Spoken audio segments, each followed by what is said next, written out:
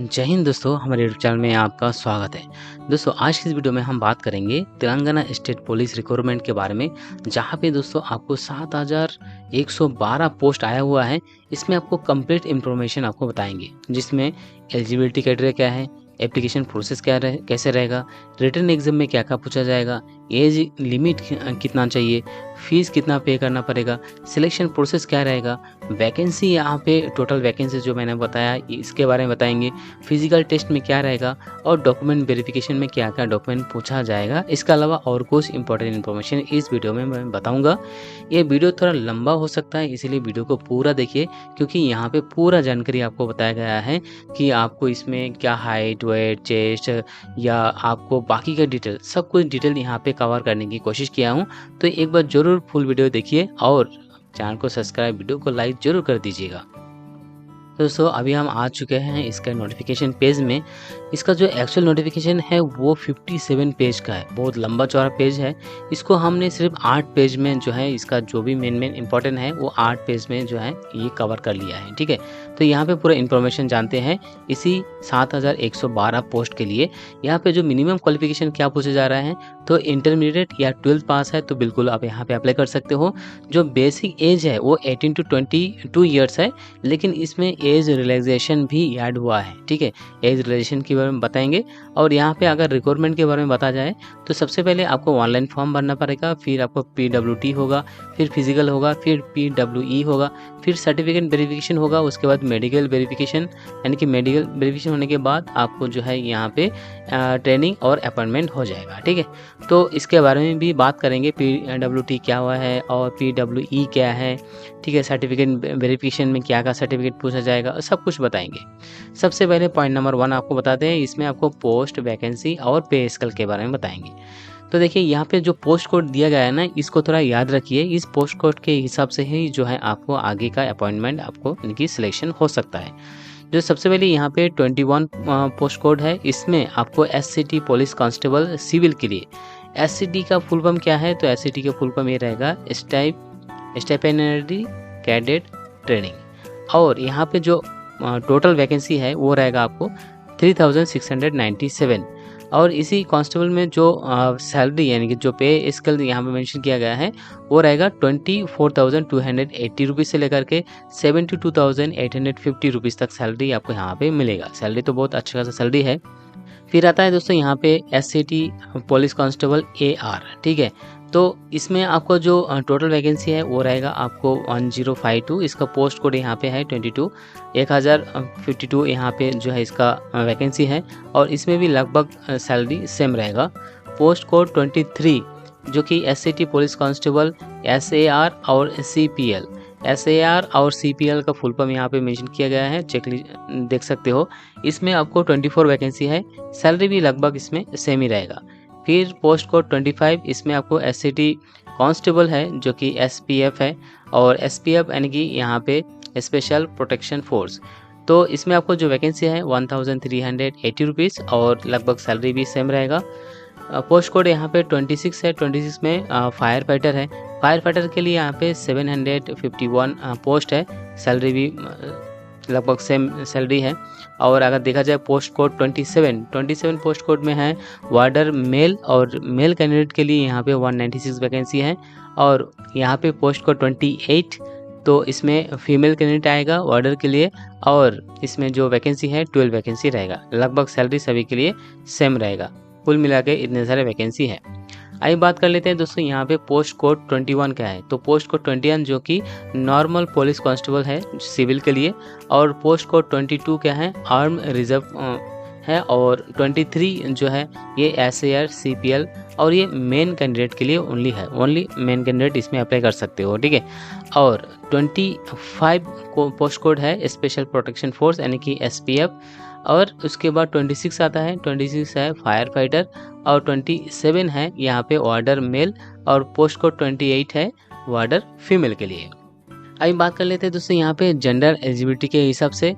तो main and women दोनों ही candidate apply कर सकते हैं पोस्ट कोड 21, 22, 25 एंड 26 में। ये पोस्ट कोड कौन कौन सा है आप यहाँ पे देख सकते हो। ठीक है, उसके बाद सिर्फ मेल कैंडिडेट के लिए 23 एंड 27 है और वुमेन कैंडिडेट के लिए 28। इसमें आप जो है अप्लाई कर सकते हैं। उसके बाद आता है दोस्तों यहाँ पे एज लिमिट। तो एज लिमिट आपको एज ऑन कैलकुलेट करेगा आपको 1 जुलाई 2026 के लिए। जो बेसिक एज है वो तो 18 टू 22 ईयर्स है, लेकिन इसमें एज रिलैक्सेशन भी रहेगा। गवर्नमेंट के हिसाब से आपको यहाँ पे 5 साल तक अतिरिक्त दिया जाएगा, जिसमें आपको SC ST और EWS कैंडिडेट के लिए यहाँ पे उनको मिलेंगे 5 साल तक मिलेगा।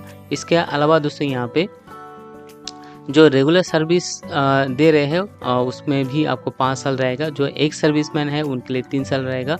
जो आर्म फोर्सेस में है तो उनके लिए 3 साल तक रहेगा। और NCC जो इंस्ट्रक्टर है उनके लिए भी 3 साल तक यहाँ पे रहेगा।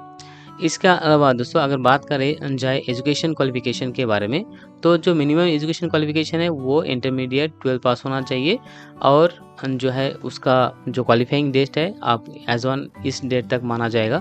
इसके अलावा अगर जो फायर फाइटर है, अगर फायर फाइटर में अप्लाई कर रहे हो तो आपके पास वैलिड LMB यानी कि ड्राइविंग लाइसेंस होना चाहिए। LMB का फुल फॉर्म होता है यहाँ पे लाइट मोटर व्हीकल। तो लाइट मोटर व्हीकल में आपको ड्राइविंग लाइसेंस आपके पास होना चाहिए। उसके बाद आपको यहाँ पे दोस्तों 5th पॉइंट में मेडिकल और आई टेस्ट होगा। और मेडिकल आई टेस्ट में आप देख सकते हो कि इसका जो भी डिस्टेंस है और जो भी आपको यहाँ पे नियर विजन है ये इतना होना चाहिए, ठीक है।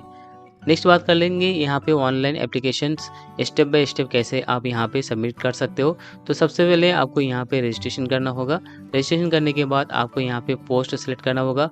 उसके बाद आपको पार्ट 1 कंप्लीट करना होगा, जहाँ पे personal detail, education detail mention करना होगा।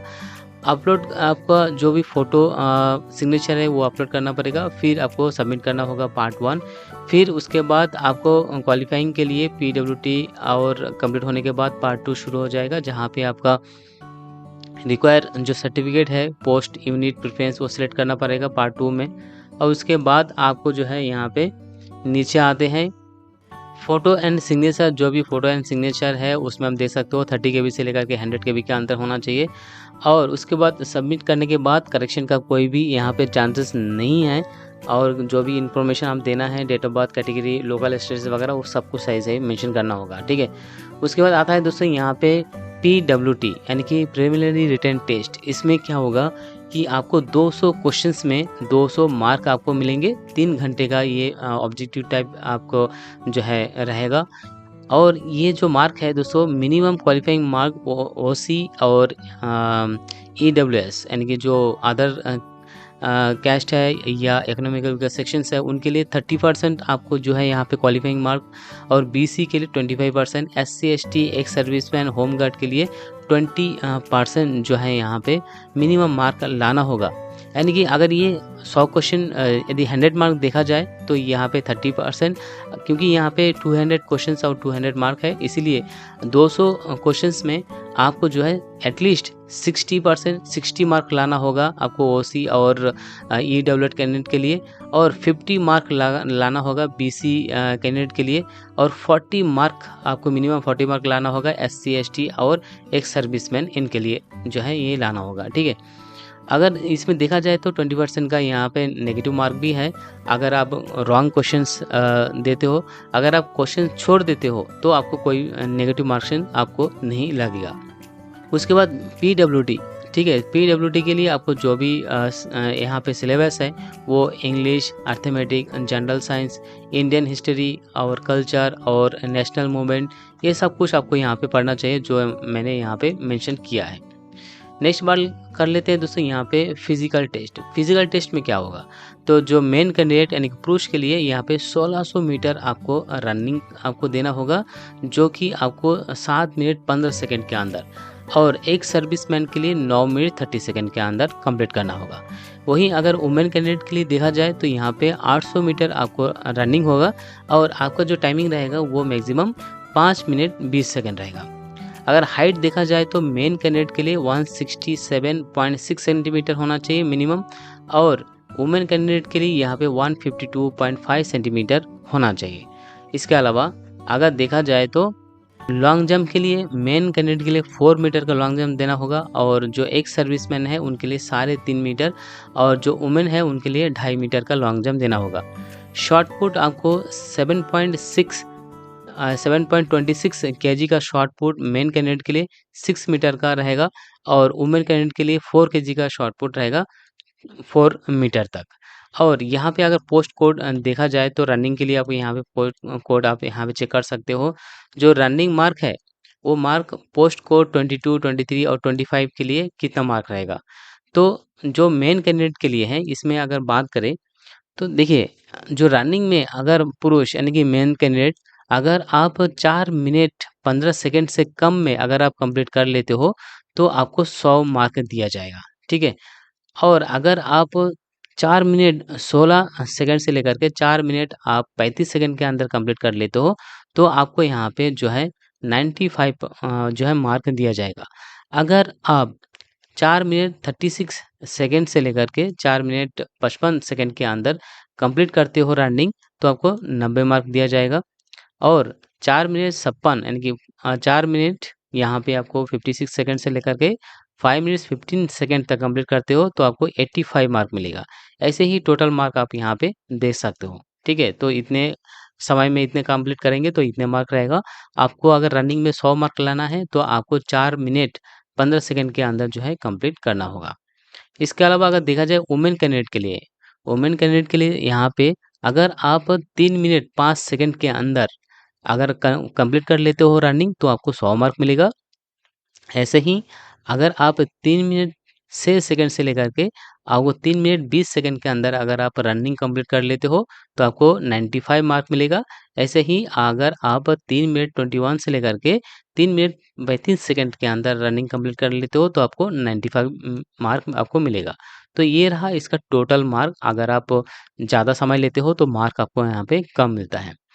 बात कर लेते हैं दोस्तों यहाँ पे फाइनल रिटन टेस्ट है, ठीक है, जो कि फाइनल रिटन एग्जामिनेशन यानी कि एफडब्ल्यूई। तो इसमें क्या होगा, इसमें भी आपको 3 घंटे का समय आपको दिया जाएगा। जो पोस्ट कोड है 21, 26 और 27, 28 इनके लिए आपको 200 मार्क रहेगा। जो पोस्ट कोड 22, 23 और 25 में अप्लाई कर रहे हो तो इनके लिए आपको 100 मार्क रहेगा। इसके अलावा आपको जो क्वालिफाइंग मार्क है, जो ओसी और ईडब्ल्यूएस कैंडिडेट के लिए 40%, बीसी के लिए 35%, एससी, एसटी, एस सर्विसमैन के लिए 30% रहेगा। और अगर देखा जाए 200 मार्क का जो पेपर है, उसमें आपको ओसी और जो ये कैंडिडेट है, ठीक है, ओसी और ईडब्ल्यूएस है, 200 मार्क का पेपर रहेगा। तो आपको 200 में आपको कम से कम आपको जो है 80 मार्क लाना होगा। और जो बीसी कैंडिडेट है उनके लिए 70 मार्क लाना होगा। जो एससी, एसटी और एक्स सर्विसमैन है उनके लिए 60 मार्क लाना होगा, ठीक है। अगर 100 मार्क के हिसाब से देखा जाए तो यहाँ पे 40, 35 और जो है 30 आएगा। इसके अलावा अगर देखा जाए तो यहाँ पे एफडब्ल्यूई यानी कि फाइनल रिटन एग्जामिनेशन, इसमें आपको क्या-क्या पूछा जाएगा? तो इसमें आपको पूछा जाएगा, इसमें English, arithmetic, general science, Indian history, culture, national movement, तो ये सब कुछ आपको जो है यहाँ पे फाइनल में पूछा जाएगा। अगर फाइनल मेरिट लिस्ट जो निकाला जाएगा, वो कैसे निकाला जाएगा? ये मेन इम्पोर्टेंट है। फाइनल मेरिट लिस्ट कैसे निकालेंगे? तो मेरिट लिस्ट कैसे आएगा? तो उसके लिए देखिए आपको जो पोस्ट कोड 21 है, ठीक है? तो जो कि सिविल पीसी है, पुलिस कांस्टेबल है। और यहाँ पे अ, आपका जो फाइनल रिटन मार्क है वो कैलकुलेट किया जाएगा, प्लस ये आपको कैलकुलेट ये होंगे। और जो पोस्ट कोड 22 है, जो जो आर्म पुलिस फोर्स है, ठीक है? तो उनके लिए आपको फाइनल मार्क भी कैलकुलेट होगा, प्लस आपका जो पीईटी जो रनिंग में जो मार्क आपने कवर किया है, ठीक है? वो मार्क भी यहाँ पे कैलकुलेट होगा। ऐसे ही पोस्ट कोड 23 में आपको जो है फाइनल जो रिटन जो एग्ज़ाम मार्क रहेगा, प्लस आपको 16 मीटर का जो रनिंग आपने किया है, उसमें भी जो मार्क आप लाएँगे, ठीक है? जैसे मैंने आपको बताया कि आपको 4 मिनट के अंदर कंप्लीट करेंगे तो आपको इतना मार्क आएगा, तो मार्क भी आपको यहाँ पे कंप्लीट होगा। 25 पोस्ट कोड जो कि आपको यहाँ पे एसपीएफ कांस्टेबल है, उनके लिए भी सेम रहेगा। आपको फाइनल रिटन प्लस पीईटी का रनिंग यहाँ पे ऐड किया जाएगा। इसके अलावा अगर 26 पोस्ट कोड जो कि फायर फाइटर है, उनके लिए भी फाइनल रिटन मार्क आपको यहाँ पे कैलकुलेट किया जाएगा। 27 ऑर्डर मेल के लिए फाइनल रिटन एग्ज़ामिनेशन मार्क ही आपका रहेगा, तो एग्ज़ाम आपको अच्छा देना होगा। 28 जो कि ऑर्डर फीमेल के लिए है, उनके लिए भी फाइनल जो एग्ज़ाम होगा वही मेन इम्पोर्टेंट है, तो एग्ज़ाम अच्छी तरह से देना है। अगर देखा जाए दोस्तों यहाँ पे डॉक्यूमेंट वेरिफिकेशन में क्या-क्या पूछा जाएगा, तो सबसे पहले आपको यहाँ पे 2 सेट्स ऑफ कॉपी फोटोकॉपी जो है वो लेके जाना पड़ेगा। इसके अलावा यहाँ पे आपको जो है एससी, एसटी जो डेट ऑफ बर्थ प्रूफ के लिए एसएससी का जो मेमो है वो यहाँ पे चल जाएगा। इसके अलावा इंटरमीडिएट का भी आपको जो है मार्क मेमो लेके जाना पड़ेगा। और अगर आप कम्युनिटी से बिलॉन्ग करते हो तो बीसी जो एनसीएल है उनका भी सर्टिफिकेट पूछा जाएगा। ईडब्ल्यूएस के अंदर अप्लाई कर रहे हो तो ईडब्ल्यूएस सर्टिफिकेट आपसे पूछा जाएगा। जो भी सर्टिफिकेट है, जो भी कैस्ट से बिलॉन्ग करते हो तो वो आपको डॉक्यूमेंट सर्टिफिकेट आपको जो है लेके जाना होगा, ठीक है? अगर बात कर लेते हैं दोस्तों यहाँ पे कुछ स्पेशल कोटा दिया है। स्पेशल कोटा किसके लिए है? होमगार्ड के लिए है। पोस्ट कोड 21 और 22। तो यहाँ पे होमगार्ड के लिए 15% जो है स्पेशल कोटा है, और चिल्ड्रन ऑफ पुलिस पर्सनल जो पुलिस के बच्चे हैं उनके लिए 4% का स्पेशल कोटा यहाँ पे है। पोस्ट कोड 21 और 22 के लिए। जो एनसीसी कैडेट है उनके लिए 3% और सीडीआई के लिए 2% स्पेशल कोटा दिया गया है। इसके अलावा पोस्ट कोड 23 में जो कि होम गार्ड के लिए 25% स्पेशल कोटा है, और सीपीपी यानी कि जो पुलिस पर्सनल के बच्चे हैं उनके लिए 4% है, और एनसीसी के लिए 3% और सीडीए के लिए 2% है। पोस्ट कोड 25 में होम गार्ड के लिए स्पेशल कोटा है 25%, और ये जो जनरल और पुलिस फोर्स है उनके लिए 5% और एनसीसी के लिए 2% है। पोस्ट कोड 26 में होमगार्ड के लिए 5% स्पेशल कोटा है, और जो children of fire service personal है उनके लिए 5% यहाँ पे स्पेशल है। यानी कि जो फायर फाइटर के लिए अप्लाई कर रहे हो तो आप देख लेना कि आपका जो चिल्ड्रन है, ठीक है? उनके अगर उनके बच्चे जो फायर फाइटर के बच्चे अगर अप्लाई कर रहे हैं यहाँ पे, तो वो जो है पोस्ट कोड 26 में अप्लाई करें, क्योंकि उसमें आपको 5% का स्पेशल कोटा उनके लिए दिया गया है। और 27 जो पोस्ट कोड है, जो चिल्ड्रन ऑफ पुलिस डिपार्टमेंट से आते हैं, उनके लिए 5% यहाँ पे जो दिया गया है। तो अगर आप पुलिस डिपार्टमेंट के बच्चे हैं, तो आप जो है 27 पोस्ट कोड में अप्लाई कर सकते हो। आपको यहाँ पे 5% तक जो है स्पेशल कोटा आपको मिलता है, ठीक है? और बात करें दोस्तों यहाँ पे कुछ इम्पोर्टेंट वार्निंग्स के बारे में, यानी कि आपको कोई भी गलत इन्फॉर्मेशंस आपको सबमिट आपको नहीं करना होगा। आप यहाँ पे देख लीजिए, फीस एक बार पे करेंगे तो फीस का कोई रिफंडेबल यहाँ पे नहीं होगा, ठीक है? आपका फ़ोटो, सिग्नेचर वगैरह सब कुछ सही तरीके से जो है आपको यहाँ पे अपलोड करना होगा। लास्ट में कुछ पॉइंट्स हैं दोस्तों यहाँ पे, अगर 15 पॉइंट बात करूँ तो यहाँ पे इक्वल मार्क एंड अपॉइंटमेंट ये बहुत ही इम्पोर्टेंट है। इम्पोर्टेंट ये किस लिए मैं बता दूँ कि इक्वल मार्क यानी कि मान लीजिए कि आपने आपका जो मार्क है वो भी जो है यहाँ पे मान लीजिए कि आपका भी मार्क है वो 100% है, ठीक है? और सेम और एक कैंडिडेट है उनका भी मार्क है 100% है। तो यहाँ पे किसको लिया जाएगा? तो इनको लिया जाएगा जिसका जो है ऐज कम है। सबसे पहले तो वो देखेगा कि जो है ऐज किसका कम है उसको ही क्वालीफाई करेंगे। उसके बाद आपको जो है इसका रनिंग वगैरह कैसा है, किसमें कितना मार्क मिलेगा, उसके हिसाब से जो है ये चूज़ किया जाएगा। इसमें कोई भी वेटिंग लिस्ट का कोई झंझट यहाँ पे नहीं है। अगर आपका जो ये क्वालीफाइंग कर लेते हो तो आपको सीधा जो है वो मेरिट लिस्ट में भेजा जाएगा। उसके बाद दोस्तों आपको यहाँ पे ऑनलाइन मेमोरी फ़ॉर्मूला कुछ आपको यहाँ पे बता देता हूँ कि आपको ये याद रखना है। सबसे पहले फॉर्म भरना है, पीटी होगा, रनिंग होगा, फिज़िकल होगा, पीडब्ल्यूई होगा, डॉक्यूमेंट वेरिफ़िकेशन होगा, मेडिकल वेरिफ़िकेशन होगा, फिर आपका ट्रेनिंग होगा, फिर आपका अपॉइंटमेंट हो जाएगा, ठीक है? ये रहेगा। फाइनल चेकलिस्ट अगर अप्लाई करने से पहले मैं आपको बता दूँ कि ये चेकलिस्ट आपके पास बना लीजिएगा। अगर अप्लाई करना चाहते हैं तो आप जो है आप हमारे पास भी आ सकते हो, या हमें संपर्क कीजिए या कमेंट कीजिएगा, ठीक है? तो हमारे पास भी आके जो है वो पूरा अप्लाई कर सकते हो। इसमें आपको जो फाइनल चेकलिस्ट है वो मैं बता दूँ कि आपको जो है आपका डेट ऑफ बर्थ ये एक बार चेक कर लेना चाहिए। आप इंटरमीडिएट या 12th पास आउट है तो वो भी आप चेक कर लीजिए कि इससे पहले है कि नहीं है। उसके बाद दोस्तों अगर आप फायर फाइटर में अप्लाई कर रहे हो तो आपके पास एलएमबी का लाइसेंस है कि नहीं है, ये भी चेक कर लीजिए, ठीक है? फिर आपको ये जो आपका जो हाइट, रनिंग एंड फिज़िकल जो भी मैंने अभी आपको बताया, ये सब में आप क्वालीफ़ाई कर लेते हो या नहीं, वो एक बार चेक कर लीजिए क्योंकि बहुत सारे बच्चे ऐसे भी हैं जो मन ही मन सोचते हैं कि हम जो है रनिंग में आपको पास कर लेंगे या हाइट-वाइट सब उसका ठीक है, तो ये एक बार चेक कर लीजिएगा, ठीक है? क्योंकि आजकल रनिंग में जो है बहुत सारे जो है लड़के-लड़कियाँ वो रनिंग में ही फ़ेल हो जा रहे हैं। उसके बाद दोस्तों आपका जो आई टेस्ट है या मेडिकल जो स्टैंडर्ड जो फ़िटनेस है, इसको एक बार आपके नज़दीकी जो हॉस्पिटल है, कोई भी प्राइवेट हॉस्पिटल हो, गवर्नमेंट हॉस्पिटल हो, वहाँ पे जाके आपका जो है एक बार आई टेस्ट कर लीजिए कि आपका दोनों जो आइज़ है, ठीक है? दोनों आई से बराबर है कि नहीं है, कोई साइड इफ़ेक्ट तो नहीं है, ये एक बार ज़रूर चेकआउट कर लीजिएगा। उसके बाद आपका जो कैटेगरी है, ठीक है? या लोकल स्पेशल जो भी सर्टिफ़िकेट है, वो आपके पास है कि नहीं है, एक बार चेक कर लीजिए। अगर आप जो भी स्पेशल कैटेगरी से अप्लाई कर रहे हो, तो आपके पास कोई कैस्ट सर्टिफ़िकेट है कि नहीं, वो चेक कर लीजिएगा। उसका वैलिडिटी मेंशन किया है, तो वैलिडिटी चेक कर लीजिए। अगर जो बच्चे ईडब्ल्यूएस से अप्लाई कर रहे हैं, तो ईडब्ल्यूएस का जो वैलिडिटी है, उसको भी एक बार चेक कर लीजिए, क्योंकि तेलंगाना में ईडब्ल्यूएस जो है 1 साल के लिए वैलिडिटी होता है। तो ये एक बार देख देख लीजिए कि इसमें वैलिडिटी आपका कंप्लीट है कि नहीं है। फिर आपका जो फ़ोटो एंड सिग्नेचर है, वो भी एक बार चेक कर लीजिए। फ़ोटो सिग्नेचर जो है दोस्तों 2-3 महीने से ज़्यादा पुराना नहीं होना चाहिए, क्योंकि अगर ज़्यादा पुराना हो जाएगा तो वो आपके फ़ेस के साथ मैच नहीं होगा।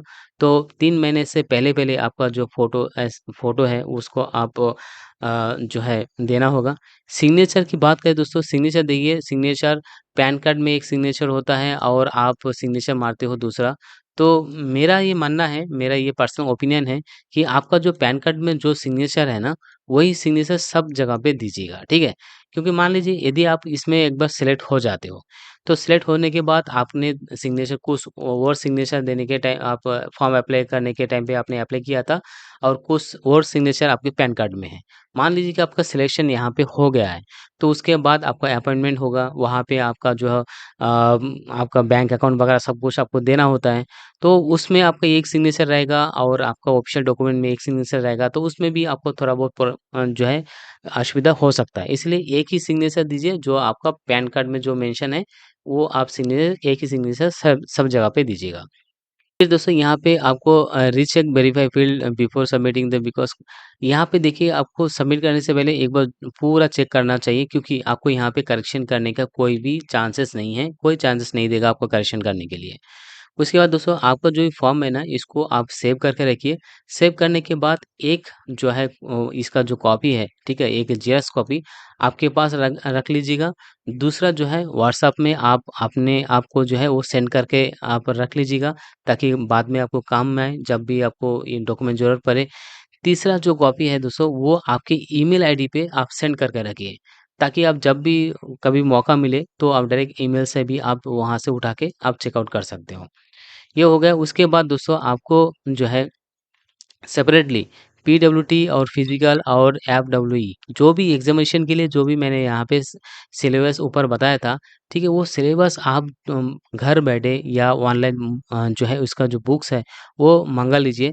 माँगने के बाद आप जो है उसको घर बैठे आप पढ़ लीजिएगा, ठीक है? क्योंकि दोस्तों यहाँ पे कॉम्पिटिशन बहुत टफ होगा। क्योंकि बहुत सारे बच्चे यहाँ पे अप्लाई कर रहे हैं, तो आप कॉम्पिटिशन टफ होगा, इसीलिए आप घर बैठे इसका प्रैक्टिस कर लीजिएगा। यहाँ पे देखिए, आप जो भी मैंने यहाँ पे जो बुक्स वगैरह यहाँ पे मेंशन किया है, ये बुक्स आप अमेज़न या नहीं तो फ्लिपकार्ट से मँगा सकते हो। नहीं तो आप जस्ट कमेंट कीजिएगा, जो कमेंट करने पर आपको जो है इसका जो बुक्स का जो लिंक है, मैं ऑनलाइन से लेकर के मैं लिंक आपको शेयर कर दूँगा। वहाँ से जाके जो है ये बुक्स आप परचेज़ कर सकते हो। परचेज़ करके घर बैठे आप इसका पूरा टेस्ट दीजिए, ठीक है? पूरा टेस्ट घर बैठे दीजिए, ताकि आपको भी कोई प्रॉब्लम इसमें ना हो इन केस फ्यूचर में। लास्ट में दोस्तों मैं आपको बताना चाहूँगा, इसमें जो एप्लीकेशन फ़ीस है ना, वो काफ़ी ज़्यादा है, ठीक है? तो जो लोकल जो एससी, एसटी जो कैंडिडेट है, उनके लिए ₹600 का आपको जो है एप्लीकेशन फ़ीस आपको देना होगा, और बाकी सभी कैंडिडेट जो कि ओसी, बीसी, लोकल या नॉन लोकल जो कैंडिडेट है, उनके लिए जो फ़ीस है वो ₹1200 आपको जो है ये फ़ीस देना होगा। तो काफ़ी ज़्यादा फ़ीस है, इसलिए आप सोच समझ कर यहाँ पे अप्लाई कीजिएगा। और इसके बाद मैं आपको बता दूँ कि आप इसमें एक से ज़्यादा पोस्ट में भी आप अप्लाई कर सकते हो, ठीक है? तो अगर एक से ज़्यादा पोस्ट यानी कि मल्टीपल पोस्ट में आप अप्लाई कर रहे हो, तो आपको ₹50 आपको एक्स्ट्रा देना पड़ेगा हर एक पोस्ट के लिए, जो कि एससी और एसटी कैंडिडेट के लिए है। अगर आप अदर कैटेगरी से आते हो, ठीक है, जो कि ओसी, बीसी या नॉन लोकल या दूसरे कैटेगरी से आते हो, तो आपके लिए हर एक पोस्ट के लिए ₹100 का आपको एक्स्ट्रा एडिशनल चार्जेस आपको देना होगा। ये पेमेंट आप जो है ऑनलाइन के माध्यम से पे कर सकते हो। फ़ी एक बार पेमेंट करोगे तो आपको ये फ़ी जो है आपको रिटर्न नहीं मिलेगा, नॉन रिफंडेबल है, तो आप एक बार इसका भी ख़्याल रखिएगा। दूसरा दोस्तों, ये जो फ़ॉर्म है ये आज से शुरू हो रहा है, यानी कि 19 अगस्त सुबह 8 बजे से शुरू हो जाएगा ये फॉर्म, और ये जो फॉर्म इसका जो लास्ट डेट है वो रहेगा आपको 9 सितंबर 2026 शाम को 5 बजे तक। लेकिन मैं जो है जॉब अप्लाई करते रहता हूँ तो कैंडिडेट का, तो मेरा मानना है कि जैसे ही ये फॉर्म ओपन होगा 8 बजे, तो आप 8 बजे जो है इसका फॉर्म अप्लाई मत कीजिएगा। आप हो सके तो आफ्टरनून 2 या 3 बजे, क्योंकि 1-2 घंटे समय दीजिए। जैसे शुरू करेंगे तो यहाँ पे वेबसाइट में आपको लोड ज़्यादा होगा, तो वेबसाइट क्रैश होने का चांसेस रहेगा, जहाँ पे आपका एप्लीकेशन फेल होने का भी या आधा-अधूरा सबमिट होने का भी डर लगता है। तो सुबह 8 बजे आज शुरू हो रहा है, तो 8 बजे साथ ही साथ आप ओपन मत कीजिएगा। 2-3 घंटे समय या सुबह या नहीं तो आफ्टरनून के टाइम पे जाके आप यहाँ पे अप्लाई करिएगा, ठीक है? और दूसरा जो लास्ट डेट है यहाँ पे 9 सितंबर, तो लास्ट डेट तक आप मान जाइए। अगर आपके पास समय नहीं है, कहीं भी कहीं और है, तो आप जो है कम से कम 7 या 8 तारीख, ठीक है? कम से कम स 7 सितंबर से पहले-पहले आप जो है यहाँ पे अप्लाई कर दीजिए। क्योंकि आखिर में जो 2 दिन है ना, 8 और 9, 8 और 9 सितंबर के दिन में वेबसाइट कैसा भी यहाँ पे जो है फुल ट्रैफिक रहेगा, और यहाँ पे आपका कभी लोड होगा, कभी लोड नहीं होगा, कभी फॉर्म भरते-भरते फॉर्म जो है वो डिस्कनेक्ट हो जाएगा, ऐसा बहुत सारे असुविधा होता है। और इसका टाइमिंग देख लीजिए, ऐसे नहीं कि आपने 4 बजे आया है और 4 बजे लॉगिन करने के बाद अप्लाई कर रहे हो और 5 बजते-बजते आपका जो है आपका काम खत्म। तो ये टाइम पे भी आपने देखा जाए तो बहुत सारे एप्लीकेशन फेल होते हैं। तो आप अगर फिर भी आपके पास टाइम नहीं है तो 9 सितंबर को आप दोपहर के 12 बजे से पहले-पहले जो है अप्लाई कर दीजिएगा, ठीक है? इस वीडियो में मैंने सब कुछ पूरा करने की कोशिश किया है। अगर फिर भी आपके मन में कोई भी सवाल-जवाब है या अगर कोई भी डाउट है तो आप कमेंट ज़रूर कर दीजिएगा, आपको रिप्लाई ज़रूर आ जाएँगे। तो फिलहाल दोस्तों वीडियो में इतना ही है, अगर वीडियो पसंद है तो लाइक, शेयर और सब्सक्राइब कीजिएगा। धन्यवाद।